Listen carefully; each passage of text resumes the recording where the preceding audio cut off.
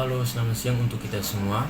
Perkenalkan, nama lengkap saya Stefanto Arilani Soro, NIM 321251132. Saya mahasiswa aktif dari kampus Unwira Widya Mandira Kupang, Fakultas Ekonomi dan Bisnis, Prodi Manajemen. Di sini saya akan membahas dan menjelaskan beberapa pertanyaan.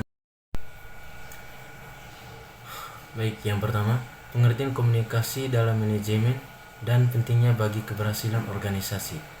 Komunikasi dalam manajemen adalah proses penyampaian informasi, ide, instruksi, dan umpan balik antara pimpinan dan anggota organisasi untuk mencapai tujuan bersama.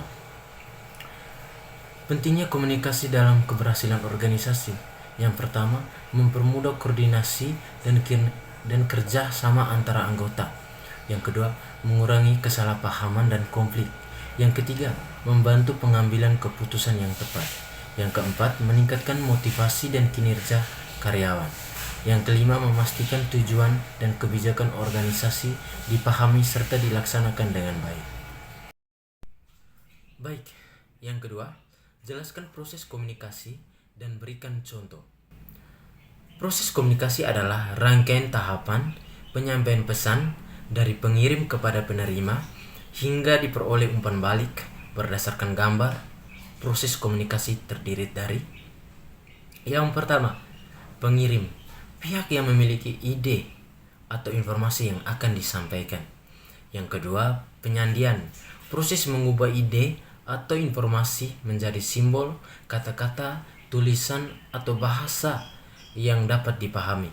Yang ketiga, pesan, informasi yang disampaikan kepada penerima. Yang keempat, saluran atau media, sarana yang digunakan untuk menyampaikan pesan seperti lisan, surat, telepon, email, atau media sosial.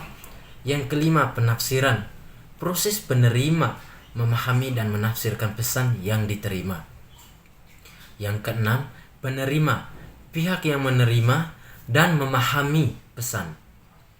Yang ketujuh, umpan balik, tanggapan dari penerima yang menunjukkan apakah pesan telah dipahami. Yang kedelapan, gangguan, hambatan yang dapat mengganggu proses komunikasi, misalnya suara bising, sinyal buruk, atau salah penafsiran. Contoh, seorang manajer ingin mengadakan rapat pada pukul 9.00. Manajer menuliskan informasi tersebut dalam pesan WhatsApp, lalu mengirimkan melalui grup kantor. Karyawan membaca dan memahami isi pesan tersebut. Dan kemudian karyawan membalas, "Baik Pak, kami akan hadir tepat waktu." Jika jaringan internet terganggu sehingga pesan terlambat diterima, hal tersebut disebut noise.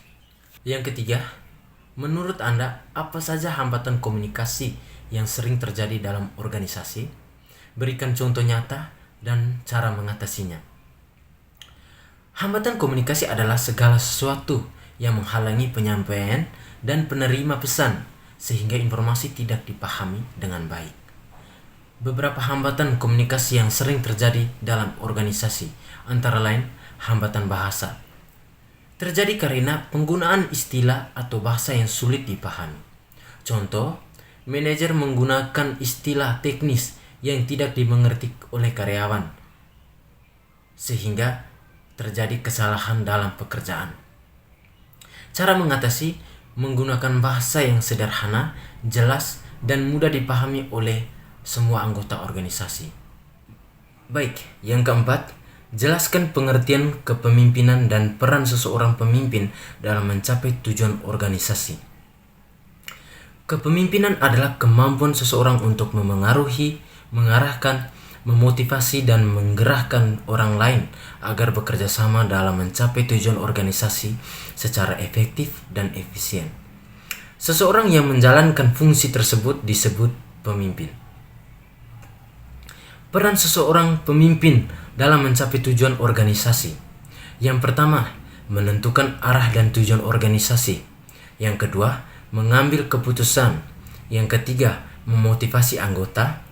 Yang keempat, mengkoordinasikan kegiatan.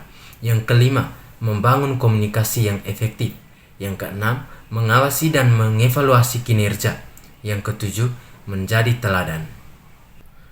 Baik, yang kelima, ceritakan pengalaman Anda melihat atau mengalami kepemimpinan yang baik maupun yang kurang efektif.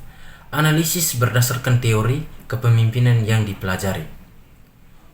Selama mengikuti kegiatan organisasi kampus, saya pernah melihat seorang ketua organisasi yang menerapkan kepemimpinan yang baik. Ketua tersebut selalu melibatkan anggota dalam pengambilan keputusan, mendengarkan saran dan kritik serta memberikan motivasi ketika anggota menghadapi kesulitan. Ia juga membagi tugas secara adil dan memberikan contoh disiplin dalam setiap kegiatan. Akibatnya, anggota merasa dihargai, bekerja dengan semangat, dan program kerja organisasi dapat terlaksana dengan baik. Yang keenam, apa yang dimaksud dengan perubahan organisasi? Mengapa organisasi perlu melakukan perubahan? Apa saja hambatan dalam perubahan organisasi? Perubahan organisasi adalah proses penyesuaian atau pembaruan yang dilakukan oleh suatu organisasi terhadap struktur, sistem, teknologi, strategi, budaya kerja, maupun sumber daya manusia untuk mencapai tujuan yang lebih baik dan menyesuaikan diri dengan perubahan lingkungan. Mengapa organisasi perlu melakukan perubahan? Yang pertama, menyesuaikan diri dengan perkembangan teknologi. Yang kedua, menghadapi persaingan yang semakin ketat. Yang ketiga, memenuhi kebutuhan dan harapan pelanggan atau anggota. Yang keempat, meningkatkan efisiensi dan produktivitas kerja. Yang kelima, menyesuaikan dengan perubahan kebijakan pemerintah atau kondisi ekonomi. Yang keenam, memperbaiki kinerja kerja organisasi agar tetap bertahan dan berkembang. Hambatan dalam perubahan organisasi. Yang pertama, resistensi dari anggota organisasi karena takut terhadap hal baru atau kehilangan posisi. Yang kedua, kurangnya komunikasi mengenai tujuan dan manfaat perubahan. Yang ketiga, budaya organisasi yang sulit diubah karena sudah menjadi kebiasaan yang mengakar. Yang keempat, keterbatasan sumber daya seperti dana, waktu, dan tenaga kerja. Yang kelima, kurangnya dukungan pimpinan dalam pelaksanaan perubahan. Yang keenam, kurangnya kemampuan atau keterampilan karyawan untuk mengadaptasi dengan sistem baru. Baik, yang ketujuh, berikan contoh perubahan organisasi yang terjadi pada perusahaan, koperasi, kampus, atau instansi pemerintah. Jelaskan dampak positif dan negatifnya. Contoh perubahan organisasi di kampus.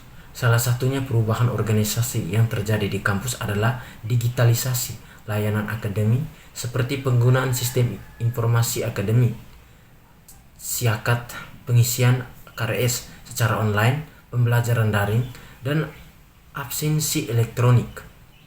Dampak positifnya, yang pertama, proses administrasi menjadi lebih cepat dan efisien.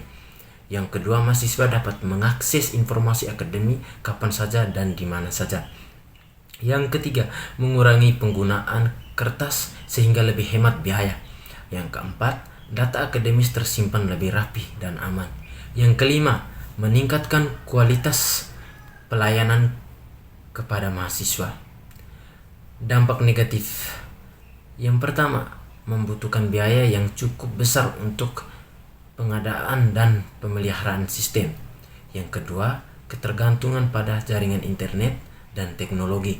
Yang ketiga, risiko gangguan sistem atau kebocoran data.